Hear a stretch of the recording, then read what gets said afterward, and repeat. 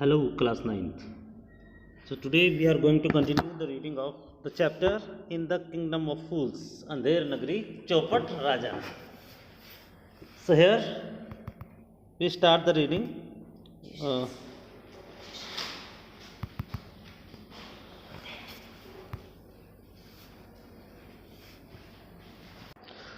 My lord, he said, उसने कहा,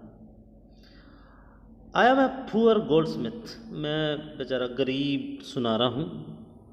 it's true, I made this dancer come many times to my door. ये बात सच है कि मैंने इस डांसर को मेरे पास कई बार आने के लिए मजबूर किया. आई गेव हर एक्सक्यूजेस, मैंने उसे बहाने भी बनाए. बिकॉज, क्योंकि आई couldn't finish making her jewelry before I finished the rich merchant's order.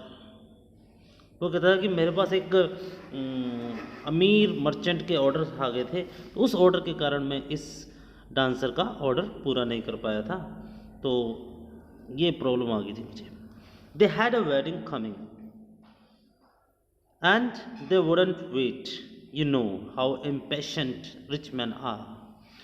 और आपको पता ही है कि जो अमीर आदमी होते हैं वो कितने धैर्यहीन होते हैं. उनकी कोई शादी आने वाली थी, तो उस शादी के लिए उन्हें ये बहुत ही अर्जेंट में चाहिए था. Who is this rich merchant who kept you from finishing this poor woman's jewellery, made her walk up and down, which distracted this bricklayer, which made a mess of his wall, which has now fallen on an innocent man and killed him. Can you name him? उसने कहा, आप मुझे बताओ कौन था वो अमीर आदमी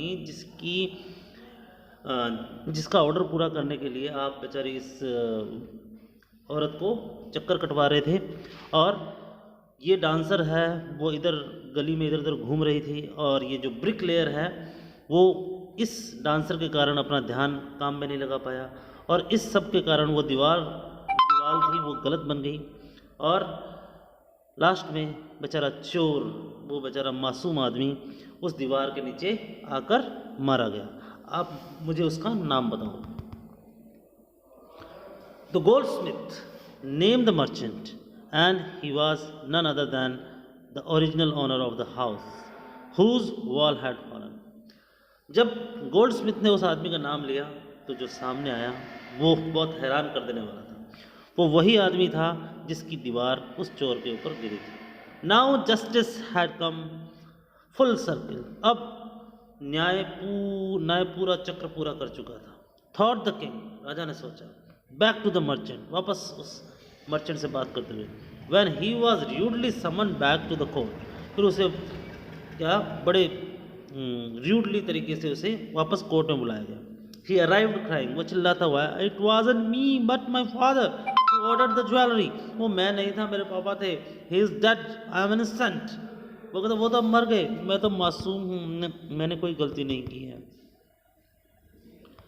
सो कहानी थोड़ी सी और आगे बढ़ती है.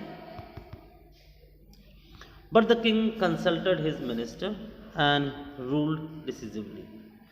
राजा ने अपने मंत्रियों के साथ मंत्रणा की और आगे रूल जो भी था नियम बनाए.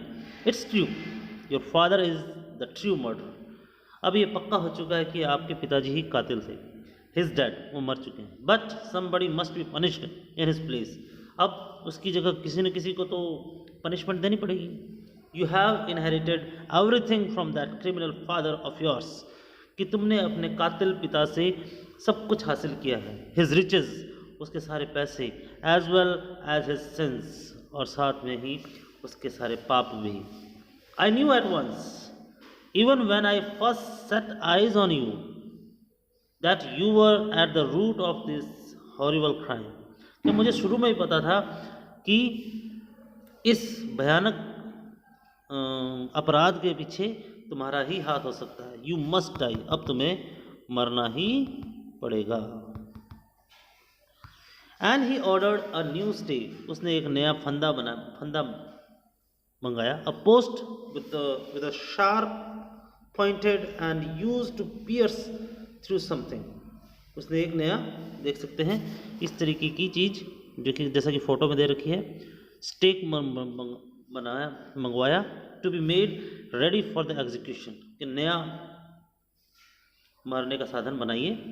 As the servants sharpen the stake, उन्होंने क्या किया कि स्टेक को क्या किया, अच्छी तरह से धार लगा दी, and got it ready for the final impaling of the criminal. Impaling का मतलब यहाँ पे दे रखा है to push a sharp pointed post through something.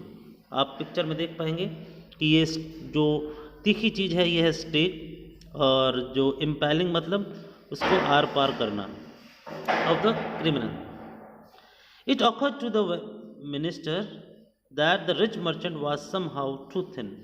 उन्होंने कहा कि जो मर्चेंट है वो तो काफ़ी पतला है, was somehow too thin to be properly executed on the stake, कि उसे स्टेक पे तो हम नहीं लगा सकते क्योंकि ये इतना पतला है।